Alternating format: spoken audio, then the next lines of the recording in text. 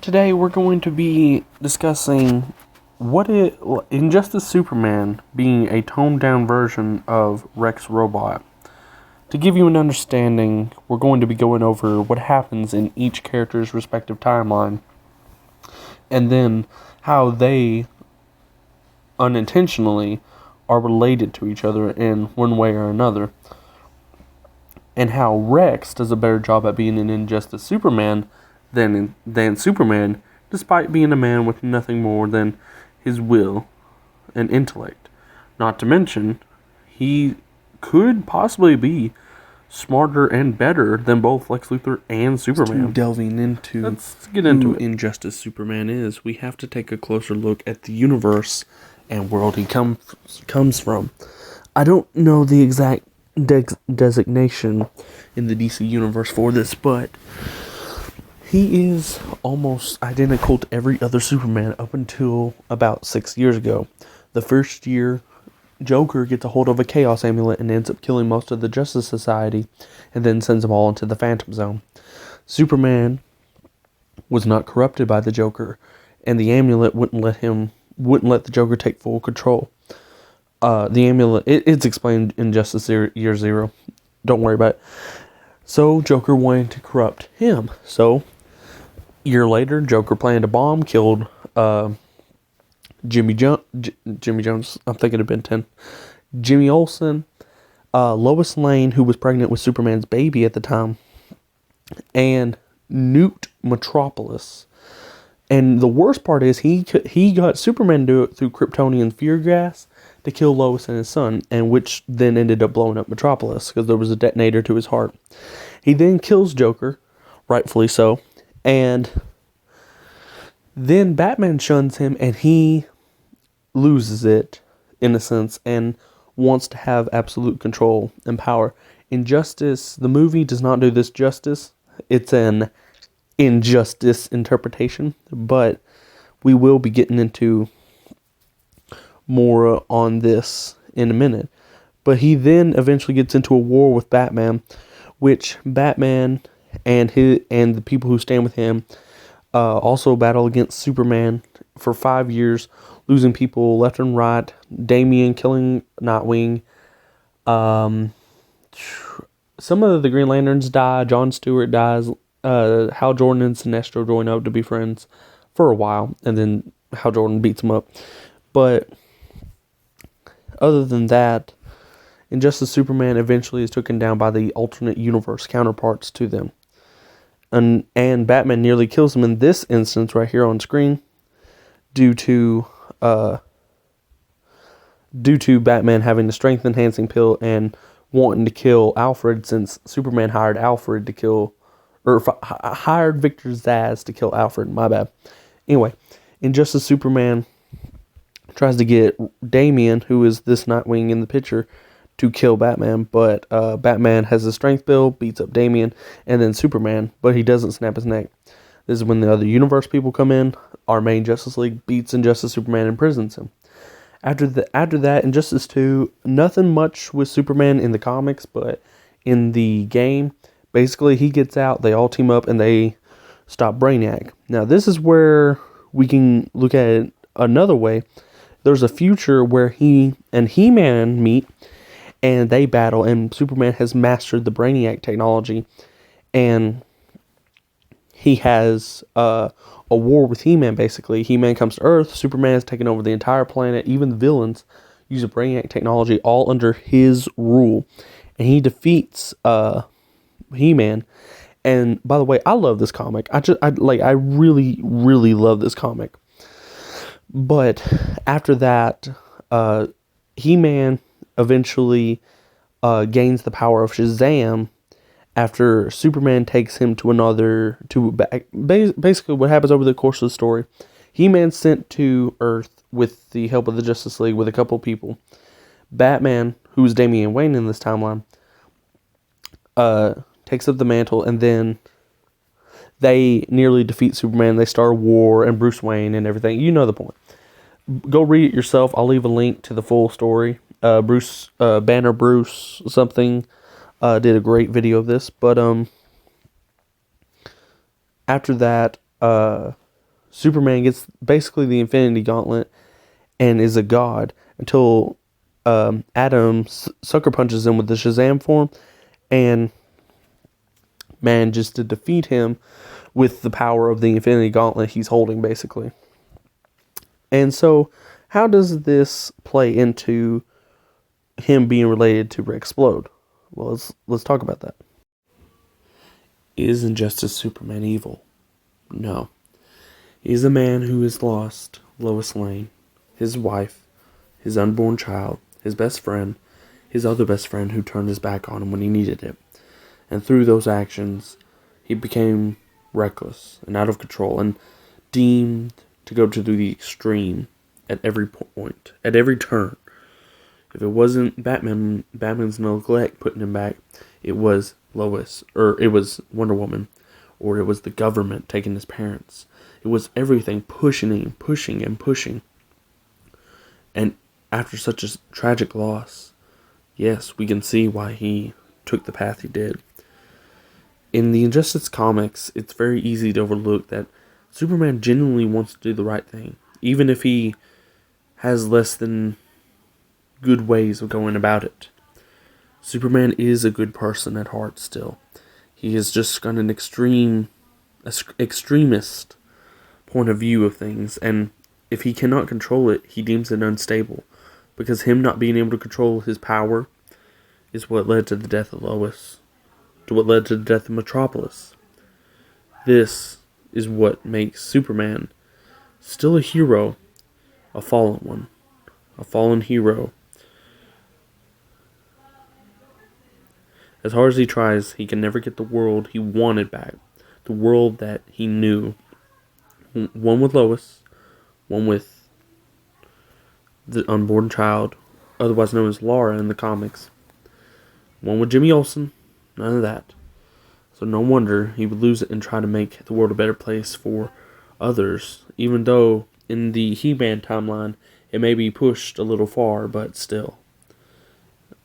Superman does try to do the right thing.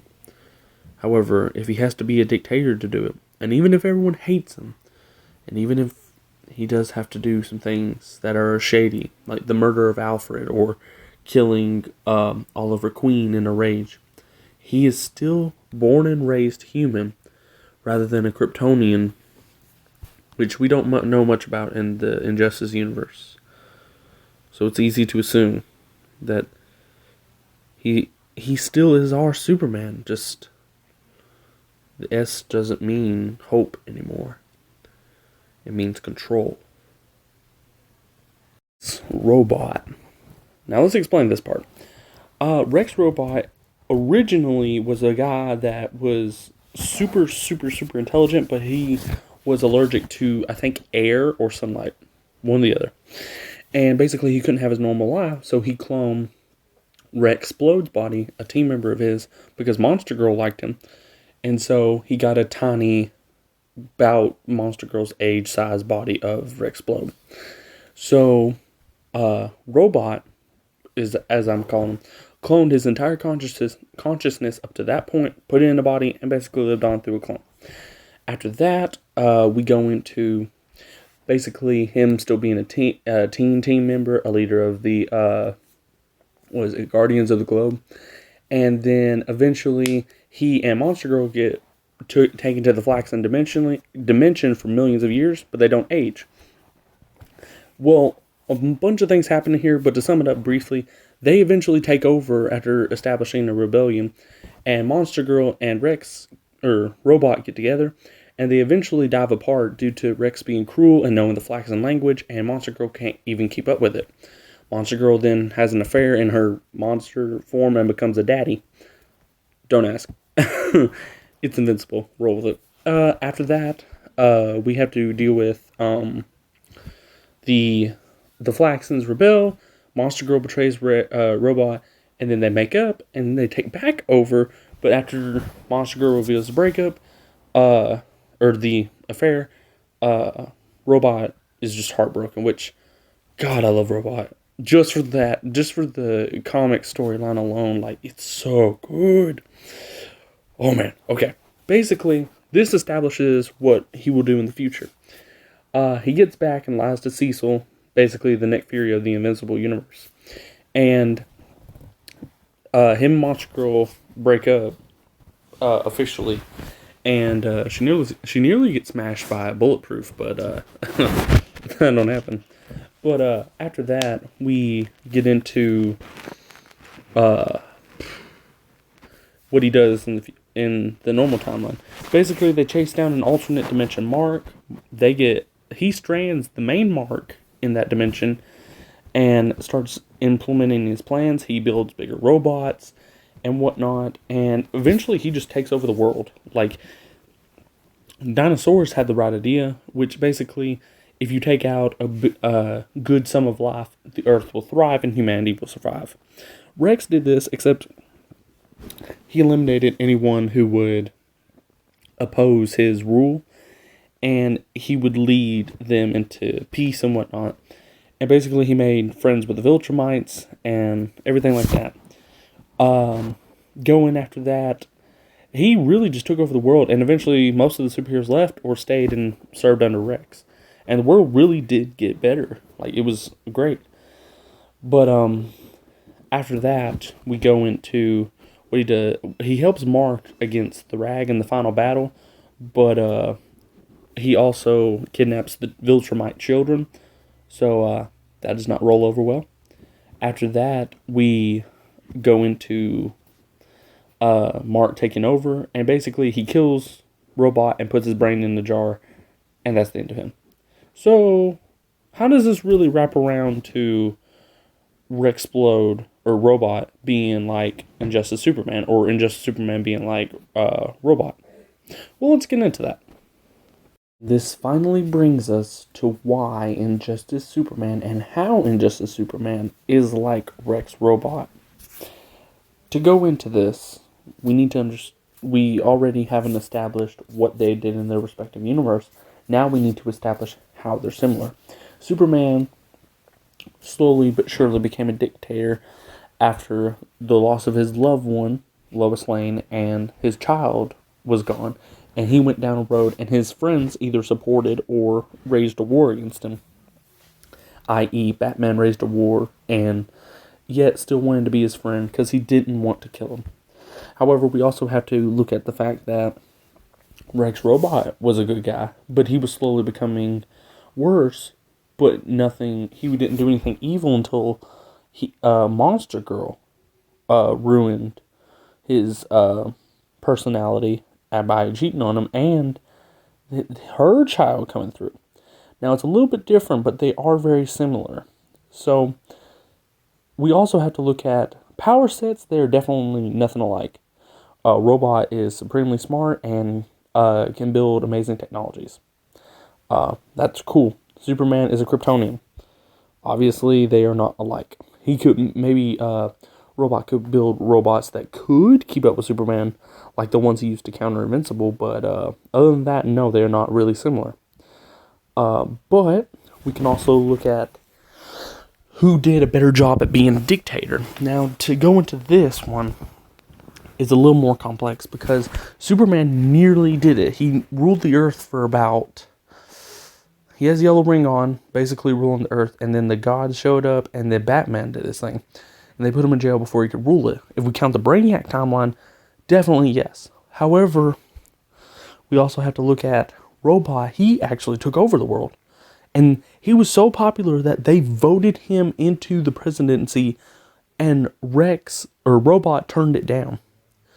So he was a really good leader by making the world a better place. Injustice Superman made people fear him, and he would act out of jealousy, fear, or rage because he didn't know how to vent them. Robot did it because he had nothing else to lose. He lost the love of his life. All of his friends were at war with him, and no matter what he did, no matter even if he did make the world a better place, he would still be hated.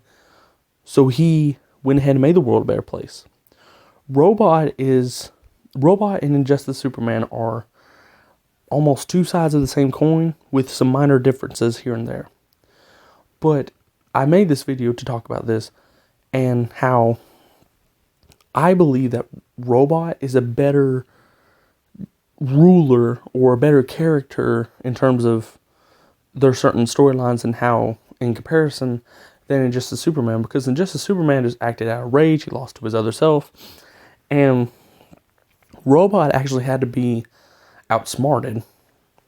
In Justice Superman, you throw a Superman at him, and then you throw a Batman with a kryptonite knife at him, and it's really up to you to decide. If we count when Superman nearly destroyed realities, don't get me wrong, I love that story, but in comparison to Robot, I still prefer Robot more. So, in conclusion, Robot is a better ruler slash villain slash dictator than in Justice Superman. Thank you for tuning in.